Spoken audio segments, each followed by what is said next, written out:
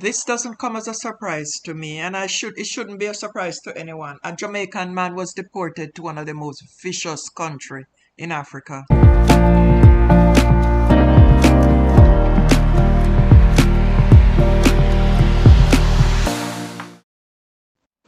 Guys, welcome back to the channel once more. This is a reaction channel. We don't fight here, we don't argue.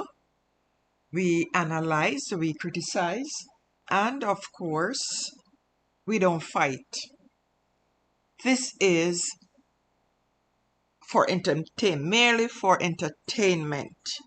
So, but the stories that I tell you on here is real. It's not made up. It's not AI. It's just real stories. Anyway, this might come as a shock to some people, but from what is happening in the Trump administration, it should not be a shock to anybody. You understand? So, now, this is a Jamaican man, and he's listed among some migrants that was deported from the US to Africa. And this man is one of 5 people. They were sent from the United States to a country of Africa called, I don't know if I can call it right, Eswatini, because I never hear about that the country. That must be a very small country. So the US government officials describe these people as barbaric, which means very cruel, violent, or savage. And they said that these migrants were so dangerous that their own home countries like Jamaica refused to take them back. Me don't know how true that is. You understand? Me just going by what the news says. And because of these bad behavior and the trouble that them cause, the US decide to send them to another country instead of sending them home. You hear that, people? So all the Jamaicans them way no commit crime yet and intend to commit crime, them can go be sent anywhere. So them better keep themselves out of trouble. The officials them announced this on social media, specifically on Twitter. And them said that these men have been terrorizing or causing problems in American countries, in American communities. Them said that. Thanks, some people said that in the Twitter, said thanks to farmer no thanks to the farmer president, but thanks to President Trump and him government.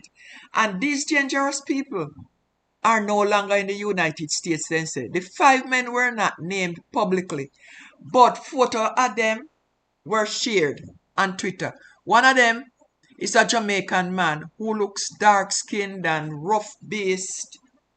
In the photo, the man really looked hard up. It was reported that he had a serious criminal record. He was convicted of murder, for which he was sentenced to 25 years in a prison. He was also convicted of robbery, which got him 6 years, and possession of a weapon, which got him 6 months. And you can see the picture, because the picture is right here of the man. And you can see how the man life look rough.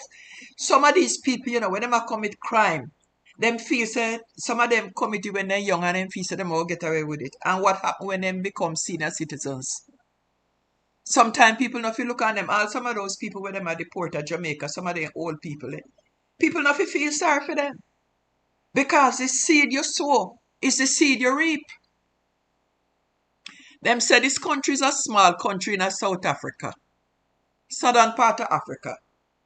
And you see, it might take people from South Africa, and the bad part of South Africa, it must send these people. And it is a landlocked, meaning no coast, and it borders South Africa and Mozambique. And the US government wants traveler and people living there, that country has many serious human rights problems. So them want people against going there, yet still them sending the criminals there. And these include reports of unlawful killing, sometimes carried out by the own government themselves without any trial. Nobody no go to court. Them just do what them feel like doing. Them torture it, and them it's a lot of cruel treatment there. So you know, say they might be out of lockup, but they're still in a prison because anyhow them could go do anything wrong. Them gone. The government legal system that them say it's not fair or independent, and there are political prisoners, there are people detained unfairly. So when them go there too, they might even detain them. You don't know. The country also has issues with privacy, freedom of speech, and media censorship. Overall, the US says this country does not respect people's rights very well. And that's what they send them. And of course, the US government, them confirm that these new policies are in effect where they can send them anyway they want to send them. Them say that people being sent to countries that promise to protect them will be told at least 24 hours in advance. But in urgent situations, they can be told just 6 hours before the deportation. Now, all this man, maybe him have children, maybe him have wife. Now, when him go to this no man's land country, him lose all communication, all connection, because him won't be able to come back. It's not even said them send him to Jamaica where his family can look out for him or go look for him. They maybe send money to this little country, and the country don't give them the money, and there's nothing them can do about it. And some people think that this policy is very harsh. It's to send immigrants to countries where they are not citizens and where their safety isn't guaranteed. But it makes many people uncomfortable. But on the other hand, supporters of the policy said that some immigrants who commit serious crimes in the US or other countries are not acting humanely. They argue that such people don't care about others' rights or well-being, so the government shouldn't be expected to protect them. They believe that people who do serious crimes should face the consequences, no matter where them send them. No. Now, recently, there was an example showing how strict the system can be. You know, a man was born in Germany, and a US base, military base, was deported to Jamaica, a country that the man know nothing about. His father was a Jamaican and was in the army. And when the man come back to America, the father never get around to make him document right. But he's a US citizen because he born from US base. Now the father dead 10 years ago, and them send him back to Jamaica. So it's like he don't belong nowhere. Because them say he's not American, and he's definitely not Jamaican, and them send him to Jamaica. So people can be sent anywhere. The government main focus seems to be removing people from the country quickly, rather than making sure they are treated fairly or safely. This has raised many concerns about fairness and compassion for immigrants who might be at risk after being deported. Now, you tell me, leave a comment and tell me what you think about the government, the US government sending people a country where they don't belong, where they not come from. The situation show how immigration laws and deportation policies are changing. The US is now sending people, dangerous or criminal migrants, to other countries, even if those countries don't guarantee their safety. While some see this as a way to protect American communities, others worry it's unfair and dangerous for the people being sent away.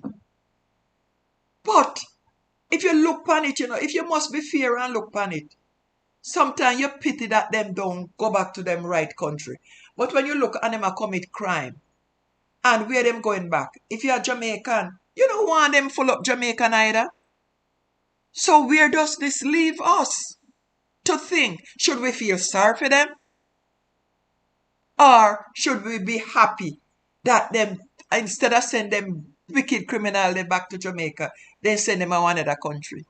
The case of the Jamaican man and others like him It highlights the tough and sometimes controversial decisions made in immigration enforcement today.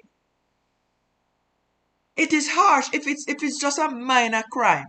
Like the guy where them send back at Jamaica. Some dog tie up somewhere, something simple and then send him at Jamaica.